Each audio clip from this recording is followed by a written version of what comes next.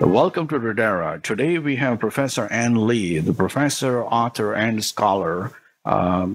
She'll be talking about her latest book on China with the title, Will China's Economy Collapse? We are very fortunate to have Professor Ann Lee, who has very penetrating insights about China and the economy of China, and also has distinguished background in economics, especially in macroeconomics, and also anything related to China.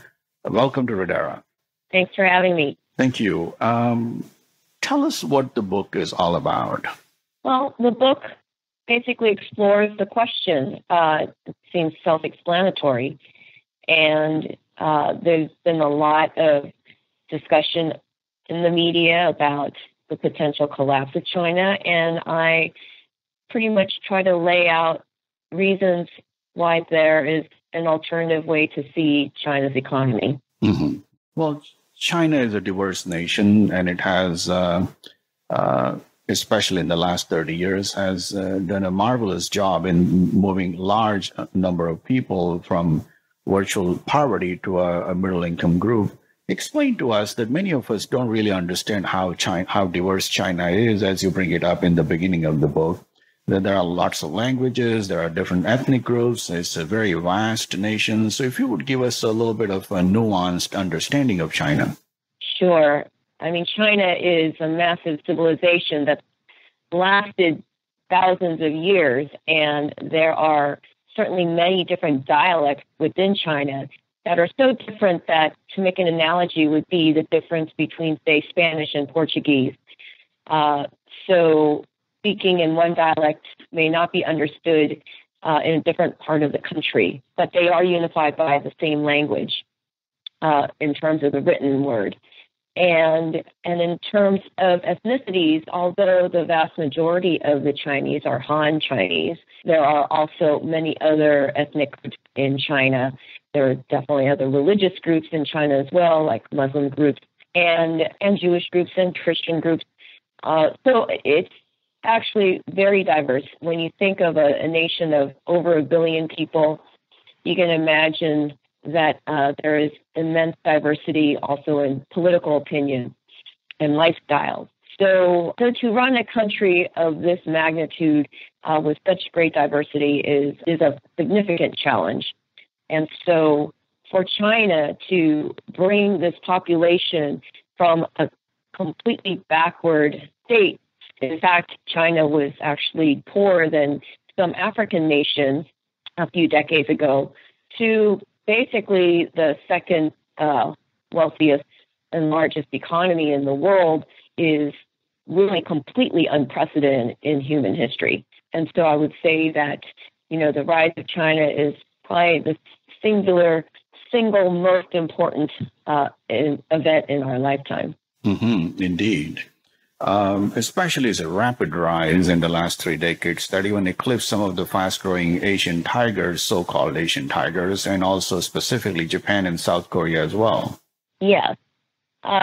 Certainly those other countries also experienced rapid economic growth in previous decades, but they certainly did not last nearly as long as China's growth. And certainly these countries were much smaller, and so the complexity of bringing these economies up was obviously less complex than what the Chinese leaders had to deal with. Mm-hmm. So if we can dial back, as you were explaining, what led to the early growth in China's economy? What were the drivers and what were the decisions they made that allowed them to initially start the economic growth and then accelerate it and then keep the growth going? Yes. So China started out as, in modern China, as that is, when we'll talk about China starting during the Communist Party rule, because China certainly had become a republic and had broken away from the empire state much earlier. But if we're talking about modern China, it'd be when Mao Zedong took over, and that was, just over 60 years ago. And it was a totally communist state, and there was no private enterprise really. And so after Kissinger and Nixon opened the U.S. to China, that was sort of the crack of when things would change in China. Really nothing happened under the Mao years. It wasn't until after Mao Zedong died and Deng Xiaoping came into power that, real policies were starting to be put in place for China to start its growth trajectory. And really what I would say, there are lots of complex things that were going on. But if I had to just boil down to a few things, one, Deng Xiaoping changed the philosophy, and his philosophy is that to be rich is glorious, and he no longer saw communism in the way that Mao did as the absolute way to run a country, and just changing this one philosophy allowed people the freedom to engage in commercial enterprise. This is significant, and there's been much said about him taking lessons from Singapore, because Singapore was a completely backward state as well. It was nothing but an outpost, really, and it turned into an amazingly wealthy nation, a city-state nation, and so Deng Xiaoping certainly examined that model closely as well as the Asian tigers. And so the process of China changing from a communist state to a capitalist state was basically a very slow process in which they experimented with different things. And I basically mentioned this in my first book, What the U.S. Can Learn from China, through special economic zones, in which China tested different economic policies in small areas, almost like experiments, or, scientists using petri dishes just to see what the effect was. And so they would do this before they would roll it out to the rest of the country. And so this is a much more scientific approach to economics than, say, what the West is used to, where the U.S., for instance, certainly passes economic policies by creating laws, and there's a lot of negotiations that go on behind the scenes in terms of what goes into law and what doesn't, and there isn't a lot of documenting of data and trying to learn from things in order to roll it out.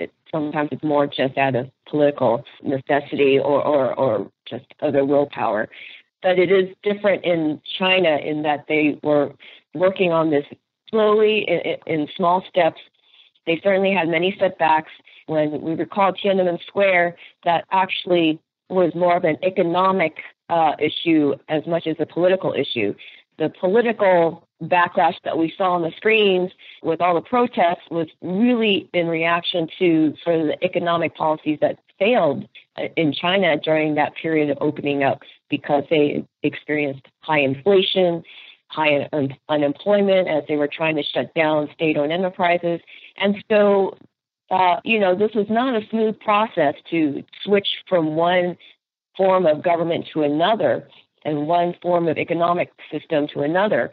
But they were persistent in trying to learn from their mistakes, and they were lucky to have a continual group of government people that had idealistic aims to try to make the country stronger. And so the combination of that sort of ambition, persistence, and talent was enabled them to keep this trajectory.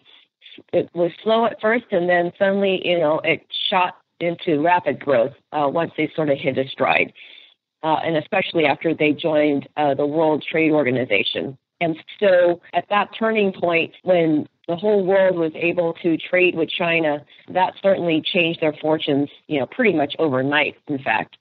And so luckily, China was somewhat prepared for that moment in time because of all their gradual opening up policies before then, and then were able to take advantage of this wide open trading arena.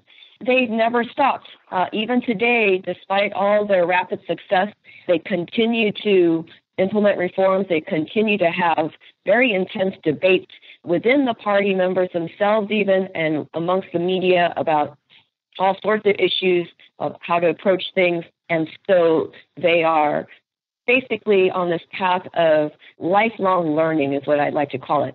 So just as individuals like ourselves want to continually improve ourselves, I would say the Chinese government has that as an overarching theme of like what they need to behave and how they want to be. And this has had a tremendous influence on their success. So the approach they took is find the models that are working and see if they are suitable to their economy and the culture and the society, and then try it at a small scale and improve and perfect it, and then take it and roll it out on a much larger scale, and then continue to learn from it and keep making incremental adjustments. That's correct. Yes, I would say you summarized it well, and I would say that it's obviously much more complex than that, but from a simplified version, that is essentially what is going on in China. And they continue to do that today because it is beneficial to the country, and this is what every government should be doing anyway. Every government should be doing that if they care about its own citizens, yes. Certainly, there are plenty of governments that are not responsive to their citizens, and so they choose not to do that. So they care for themselves first, then for the people. Yeah, unfortunately. And this happens even in so-called democratic countries. Absolutely. So what is modern China's economy like in terms of what are the drivers, what are the strengths, where the soft spots are, where the weaknesses are? And the last 3 decades of rise in China, how China has changed physically, culturally, financially speaking. Obviously to get rich is glorious is a big change in mindset, asking people to participate and go for the profit, not just contribute as a laborer, but create something and sell. Yes, modern China now is increasingly looking more and more like the Western countries, like U.S. and Europe and Japan. They certainly have gone through their industrial revolution, and now they're entering sort of the knowledge phase of the economy. They are increasingly becoming more service-oriented and consumer-oriented as well, and the government has put a huge emphasis on innovation, and innovation particularly in areas of greening the environment. They care very deeply about cleaning their polluted environment, and because there's been such serious problems that have arisen from all the pollution that was created during their industrial revolution here. And so they have been probably the most aggressive in green technology, and I outline a lot of their initiatives in my book. And the government has looked at their own history and discovered that they had many lessons that they wanted to learn, and felt that, remaining an open country to the rest of the world is essential for them to maintain relevancy, to stay ahead in technology. And so despite, I guess, leanings from the U.S. and some parts of Europe to become more protectionist, China has decided they want to be fiercely engaged with the world. And so what you have here is a China that is becoming much more global, much more modern in their thinking, becoming much more liberal because they're certainly very exposed to Western ideas, not only through the media, but through all the millions of Chinese that travel as tourists to all parts of the world to see what the rest of the world is like. And they certainly have aspirations, to live a similar lifestyle, to be more open and transparent as well, and to obviously innovate so that things made in China are also invented in China. And I would say that, lots of times they would use a term, something with Chinese characteristics. And I guess this is important because they like to learn from all parts of the world, but they also understand that sometimes it's not one size fits all, that every country has its own peculiar cultural characteristics that are part of their history and their value systems. And so they take what they like and try to adapt it to make it work for their country. And this sort of flexible mindset, I think, is something that, we'll see over and over again. And that's what makes them also quite resilient to a lot of challenges that the world faces right now. As you have the title of the first chapter, The Modern Chinese Economy, the good, the bad, and the ugly. So that's the good. What's the bad and the ugly? Yes. So certainly the bad has gotten a lot of press. people have pointed to the fact that China has, rising debt levels and basically have created a lot of fear amongst the public that China is about to collapse, will collapse because this kind of debt creation is unsustainable. So it is true that China's debt levels have been rising rapidly and that the growth on a percentage level seems to have been coming down from double digits to, mid-single digits at this point. But even though that could be an Achilles heel, I do think, and I kind of state in my book, why these weaknesses are not necessarily fatal. Because China, I guess, learned a lot from watching what happened in the 2008 financial crisis. They have made it their priority to learn all the best practices of banking around the world, try to understand how these mechanisms work. And so they have a huge toolbox at their disposal in how to deal with different problems. And I would say that while a lot of people have also made the analogy that China could be the next Japan, because Japan also was this great economic superpower, and then they suddenly collapsed and basically make the same forecast for China. I would say that there are some major differences that would make China not necessarily follow the same trajectory. And one, that is that when Japan had its collapse, Japan's asset bubble was much, much larger than China's. It was, just to put things in perspective, Tokyo's Imperial Palace back then, the real estate there was worth more than all of San Francisco. And Tokyo, frankly, was more expensive than all of the entire California. So the scale of the bubble in Japan was far, far larger than China's. China, today, Shanghai may be about half the price of Hong Kong real estate, whereas back then Tokyo was twice the price of Hong Kong real estate.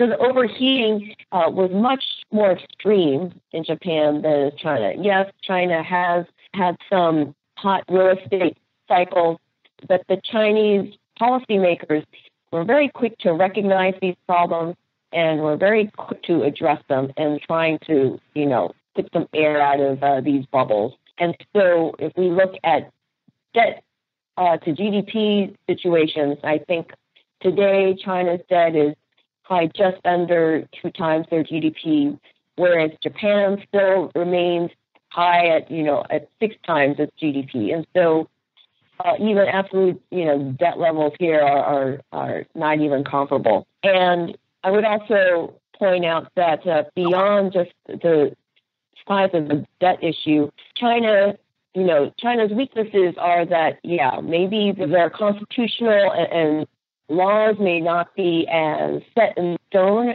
and not as developed as the U.S.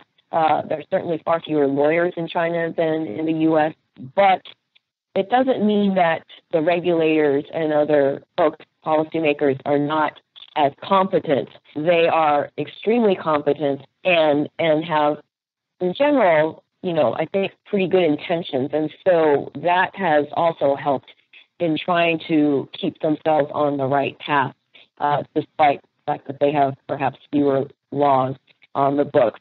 And finally, China's economy is so much larger than Japan's. Japan was largely reliant on exports in order to grow their economy. And China is pretty balanced with exports as well as their own internal domestic consumption at this point. And as we know, the world is growing at about a 2% clip in GDP, while China is growing at 6%. And so if China was only dependent on exports, then China's GDP would also be only at 2%, really. But the fact that it's much higher means that they are growing internally at a very rapid pace. And this certainly, is helping their development. I will say that, yes, China has had a real estate bubble that has been a weakness. It certainly seemed to have followed other countries where they had real estate bubbles and could be a danger. And it's simply because real estate is always the easiest way to grow GDP. But I think since the Chinese authorities are are quite cognizant of these problems and are not in denial in the way that the Japanese regulators were, that, they will find ways to slowly adjust it and make sure that it doesn't escape into a problem that is unsolvable.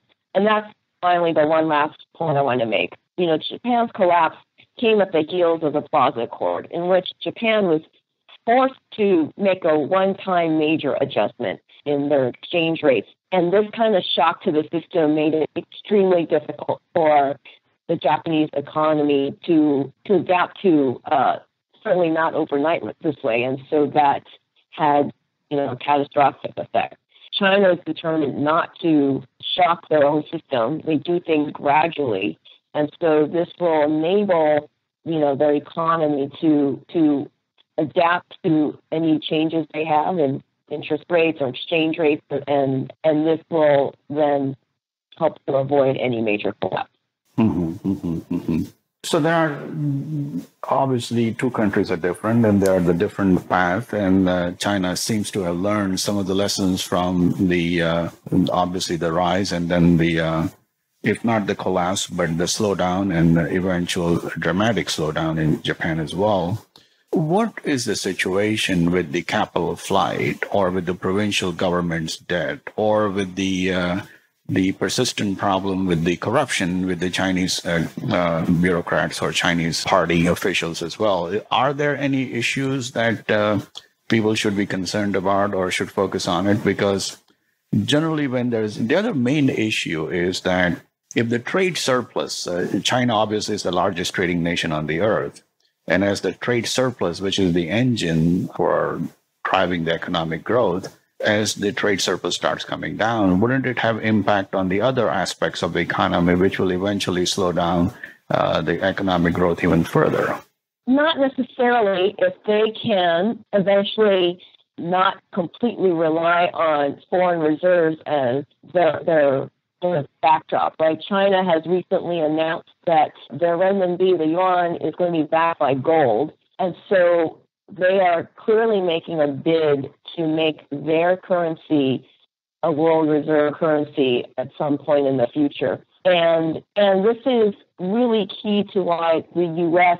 has been able to sustain enormous debt, continual deficits year in and year out, because the world just accepts the U.S. dollar, even if the U.S. has no intention of ever repaying it. And so China knows that, for itself to be able to get past this gate and be able to expand the economic pie, they have to also have similar degrees of freedom that the U.S. has, that only reserve currency can buy you. And so their long-term game plan is to have the renminbi have the same sort of status as the U.S. dollar at some point, which is why they have announced this gold backing. And in terms of why there's been some capital flight from folks moving their money to other places, well, it's like anywhere else. If you have ill-gotten gains, you don't want the government to confiscate your illicit money. And, before Xi Jinping came into power, there was clearly a lot of corruption in the government, as well as other places where people were paying bribes in order to get things done. And certainly a lot of people got rich that way. And now with Xi Jinping, he's had this corruption crackdown for years now. And so someone was able to get certain concessions because he knew a certain government official, and now that government official is in trouble. That person is going to be worried that they'll be next and that they'll be found out that they got preferential treatment. And so they're going to want to flee, get their money out of the country. And so there's certainly a lot of that, because a lot of people conducted business that way in China for quite some time. And it, only recently with Xi Jinping in power trying to stop that way of doing business, that things have been changing a bit, but that certainly had precipitated quite a bit of capital flight.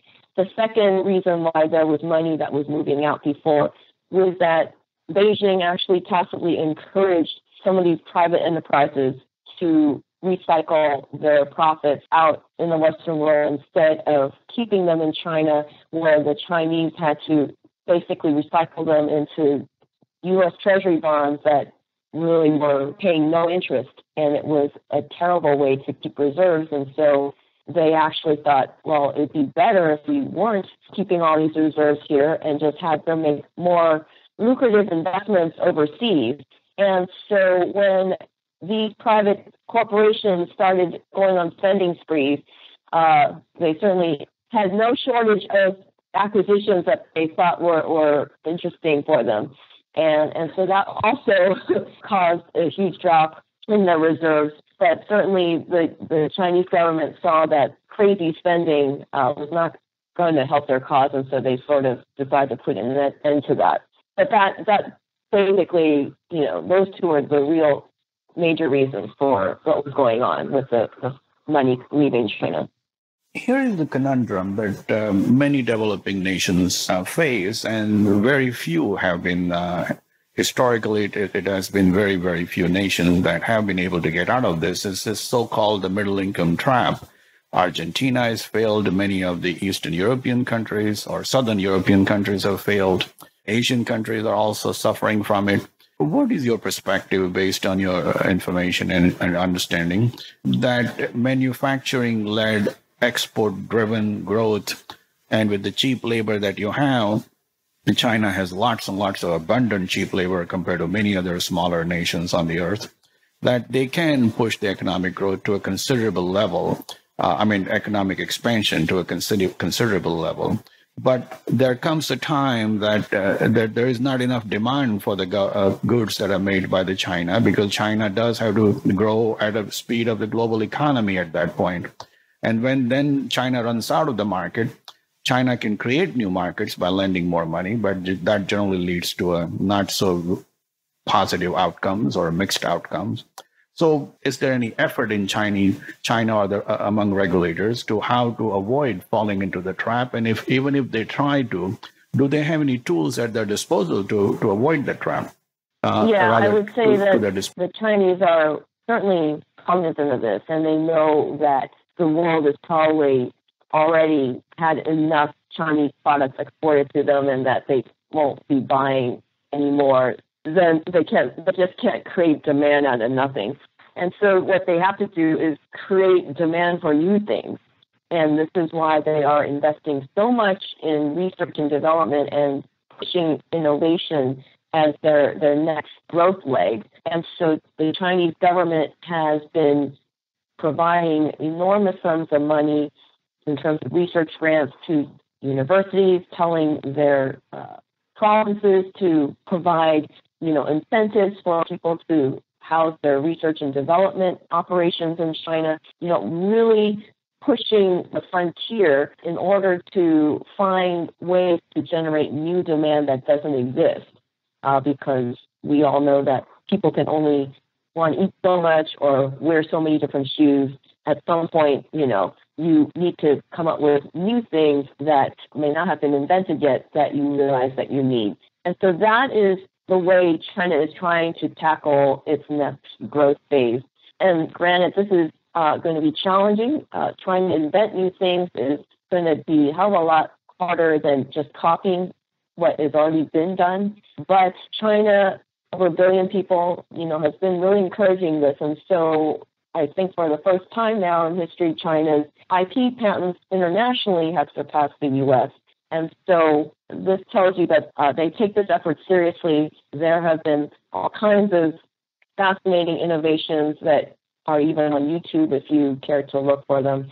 And so this, I think, could be extremely promising for them to break past the middle income trap and continue the growth so that the rest of their population can get out of poverty. This obviously assumes that their leadership will continue to have the willpower, continue to have the good intentions that the past leadership has, so that they don't go off track and do something stupid. But this is certainly what I see as how they're planning to address the problem you just raised. As you said earlier, ambition, persistence, and talent all came together for China for the last 3 decades.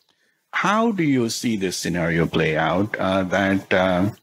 As you said, the Tiananmen Square uprising was on the screens appearing political, but behind the scenes it was economical.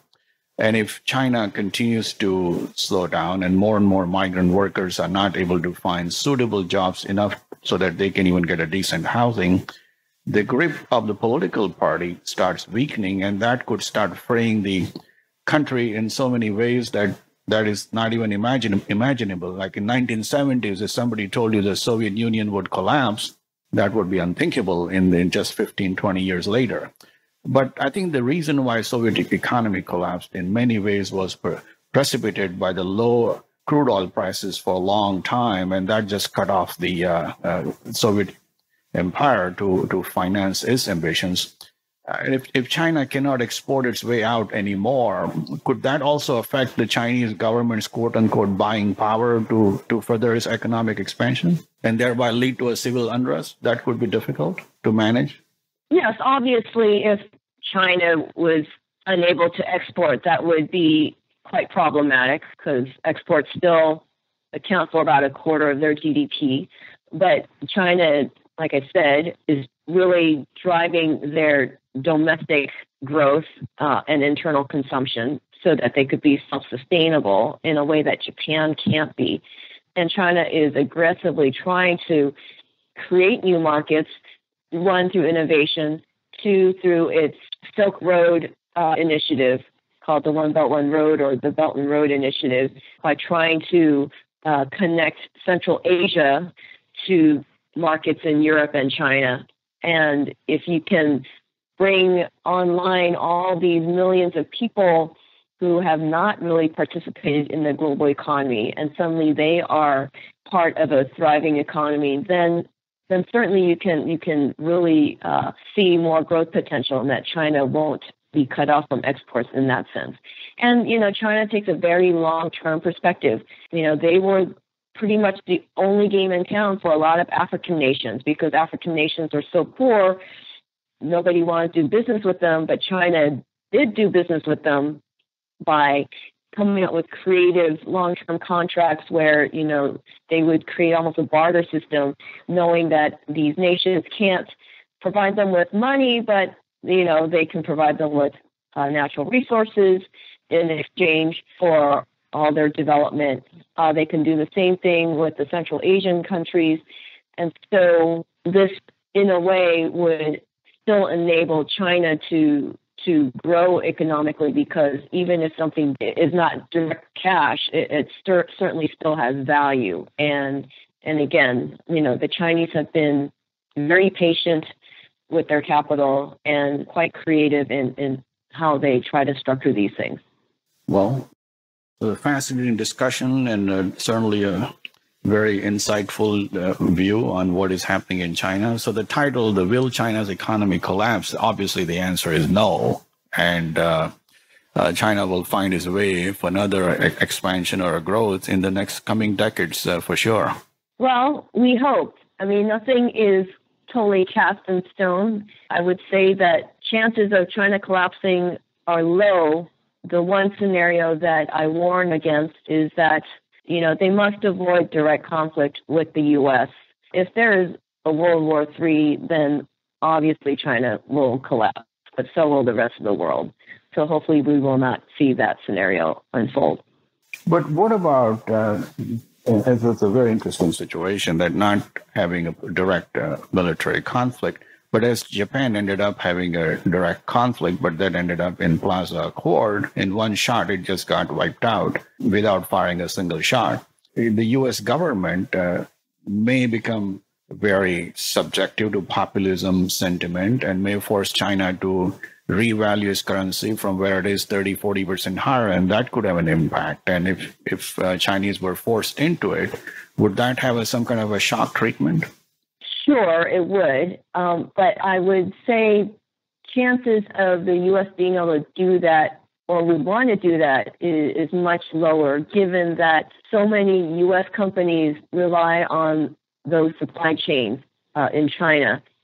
Whereas with Japan, the supply chains were not nearly as complex as they are today. Japan was largely a one-way export engine. There are not a lot of foreign companies located in Japan. It's almost all entirely Japanese. I mean, there are maybe, a handful of Korean operators in Japan, but that's really it. Japan is really, truly much more closed than China. And so the dynamics and the ripple effect be much different if U.S. decides to do something like that to China than it did with Japan.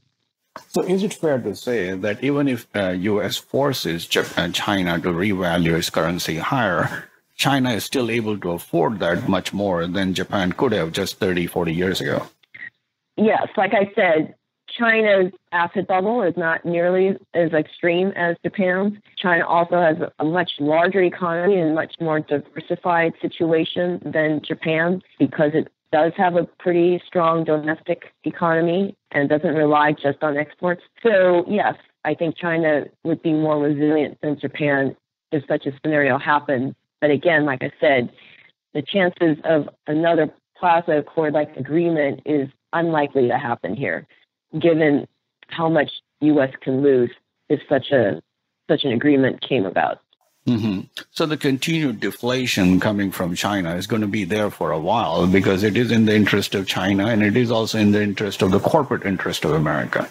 Yeah, I mean, I would say that, U.S. has been probably the single biggest beneficiary of China's rise because China's, cheap labor had subsidized U.S.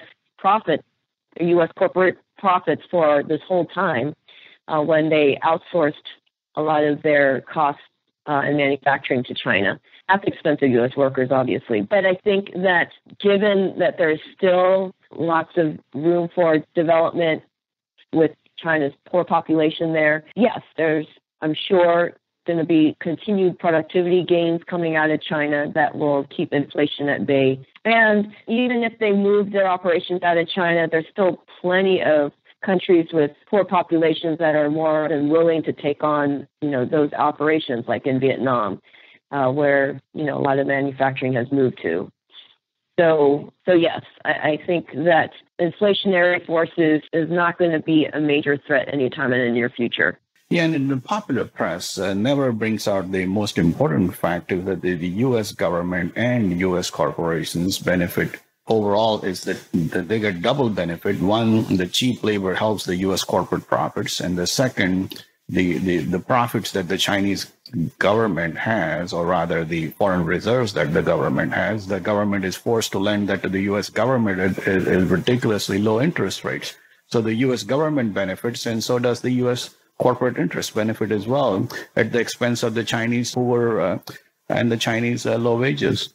Yeah, absolutely. It is really ironic that the U.S. beats up China as much as it does because the U.S. has been the biggest beneficiary of China's labor and China's policies. And, I think that they use China as a scapegoat because they don't want to be seen as bad guys in terms of the fact that they are, in fact, enjoying historically high profits with no inflation practically. And it's really sort of a golden era for a lot of U.S. corporations this way. And the fear for them is that China's innovative capabilities will eventually catch up with the U.S. in some places it has already. And this will be, I guess, a singular threat to the U.S. because the U.S. has prided itself in operating at the top of the food chain with high technology in semiconductor design or other types of technology in AI and whatnot. But the fact that the Chinese are quickly coming up to speed on all these areas, this will pose sort of long-term competition for the U.S. And this has caused some folks alarm in terms of, how long can this fantastic situation last, given that, China is no longer just a place for cheap labor and cheap manufacturing costs, but will become increasingly a competitor in the markets that we dominate and have dominated for a while. But if that fear becomes prevalent and becomes a driving force of the U.S. perception of China, then U.S. companies can reorient their supply chain And that in itself hurts the Chinese interest. And that could have a dramatic negative impact on the Chinese growth in the future. It can, but to move supply chains is not so easy. A lot of complex relationships and other arrangements, and to build new factories, this is not something you can do overnight. It's not like, doing a bond trade by, quick push of a button and suddenly you can, realize lots of profits instantaneously. No, this is going to take a lot of work and a lot of negotiations and a lot of planning. And so this can't happen overnight. And so if it doesn't happen overnight, the Chinese also have just as much time to prepare for that kind of eventuality, and they'll come up with, a different way to deal with such a change that could also perhaps make them even more competitive. And so this is where I think the conundrum is for many American corporate folks and policymakers. Mm-hmm, mm-hmm. And what is your perception about the growing discussion on the China gets older before it gets richer, simply because of the one-child policy of many decades? But yes, China will obviously, no one can deny the fact that China is growing older, but that does not necessarily mean that it will not get richer either. Well, this is true. This certainly happened in Japan. Despite Japan's lost decades, the GDP per capita actually was quite high, like higher than before the collapse. And so with a shrinking population, you don't have to have growing GDP to ensure that everyone still can have an enjoyable lifestyle and still be making plenty of money. And so, yes, growing of China will eventually happen, but it doesn't mean that their population would suffer if their population, frankly, is not growing anymore. So, when you just do the math, China can be fine with slow growth. The rest of the world may not be happy with slow growth from China, but certainly China can do that with a slowing population. Oh, those are the only questions I have, unless you think we have not looked something that is more important that is covered in the book. I think we've covered most of the things. I think the only other thing that you mentioned last night was just how long can the growth go for, and is it made up? Yes. Well, okay, let's tackle it. Obviously, there are perceptions of the how reliable and accurate the numbers are, and nobody's numbers are reliable and accurate. We all know that. Our numbers are not as good as anybody else's numbers, but we believe that our numbers are a little bit better than others. But does China have data accuracy or statistical noise situation? Are their numbers closer to reality, or their stats do reflect the reality, or at least the trends that are in the right direction? Or is there something that we should be worried about, that some of the numbers may be just because for the sake of the numbers being created, but underlying economic justification may or may not be there? Well, I think with all statistics, there can be rooms for error. Even in the U.S., they often put out revised numbers after they've announced them because they'll realize that something was off.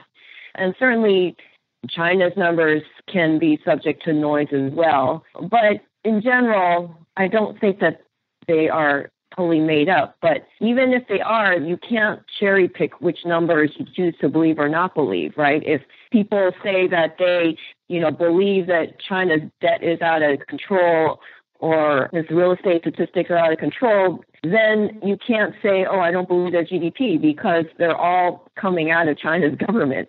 So you either believe all those numbers are right or you believe all those numbers are wrong, and not pick and choose which ones to believe. And so, like I said, I think that they're all subject to some noise, but the fact that I give, some credence to what is being reported is that there are plenty of independent groups, such as China's Beige Book, that a friend of mine, Leland Miller, runs, and they do their own individual surveying of China's economy, and a lot of their results pretty much match up with what China's government reports. And so that's why I think that overall they're probably quite accurate.